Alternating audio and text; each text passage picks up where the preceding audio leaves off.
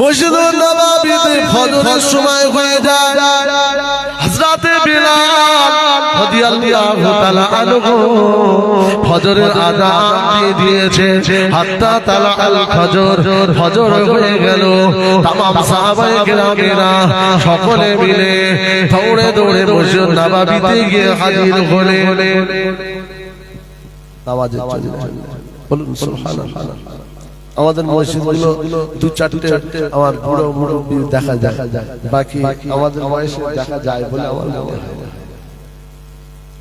বেলাল আযান দিয়েছে, সাহাবারা দেরি করলেন না, সোজা দৌড়ে চলে গেল মসজিদ নববী শরীফে। আল্লাহ নবী সাহাবীরা তারা মদিনার মসজিদ নববীতে কাতারে কাতারে বসে আছে। আমার নবী পাক মেহরাবে দাঁড়িয়ে ডান দিক বাম দিক ডান দিক বাম দিক চেয়েছে। আমার নবী পাক বললেন, বাবা আবু বকর, ও বাবা আবু বকর, সবাইকে এসেছে বাবা, নামাজ কি শুরু হবে বাবা? ইয়া রাসূলুল্লাহ, সবাই এসেছে, একজন সাহাবী এখনো মসজিদে এলো না। আল্লাহ নবী একটু ওয়েট করলেন। সবাই এসেছে, একজন আসেনি। কে আসেনি বুঝতে পারছেন? এই জঙ্গলে নবী ওয়েট করে আল্লাহু আকবার নামাজ শুরু করলেন। নামাজ হয়ে গেল, সালাম হারে ঘরে নেই বললেন, বাবা এই তুমি গিয়ে দেখো তো বাড়িতে কিছু হলো নাকি, এলো না কেন? প্রত্যেকদিন তো ফজরে আসে, আজকে কেন এলো না? যাও। একজন সাহাবী, মক্কার সাহাবী, তিনি সাঈদ বলে নাম, তিনি দৌড়ে চলে গিয়ে দেখছে বিবি নামাজের পাটিতে বসে বসে কাঁদছে।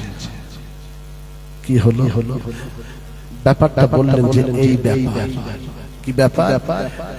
তিনি দু কদম এগিয়ে নিজেকে এত অপরাধী মনে করলেন, গুনাহগার মনে করলেন। আমার থেকে ক্ষমা চেয়ে বাড়ি থেকে বিদায় গেছে জানি।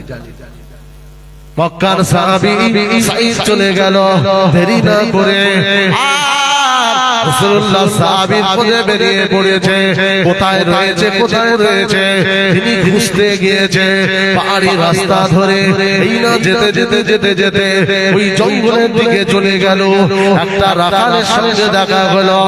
ও আল্লাহ পাকের বান্দা, এমন একটা মানুষ আপনি দেখেছেন?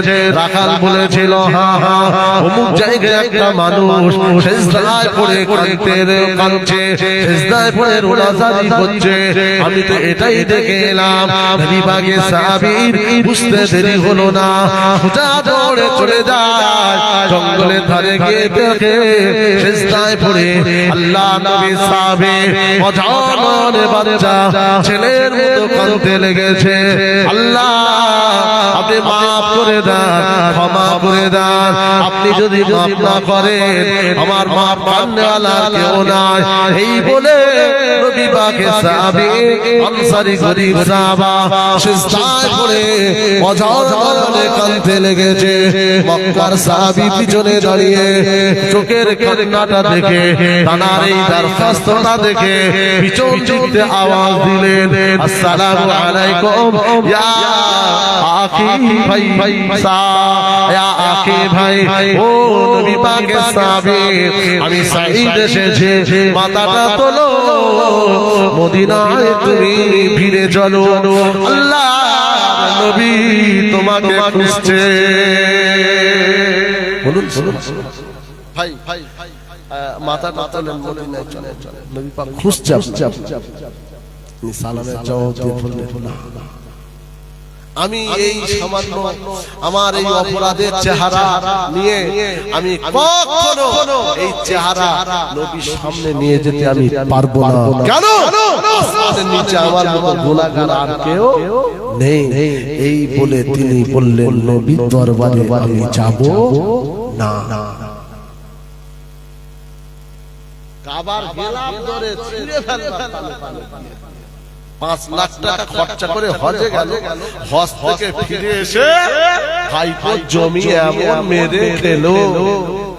আমিনকে খালি একটু ধরিয়ে দিলে ঠিকঠাক করে দিও গো। ওহ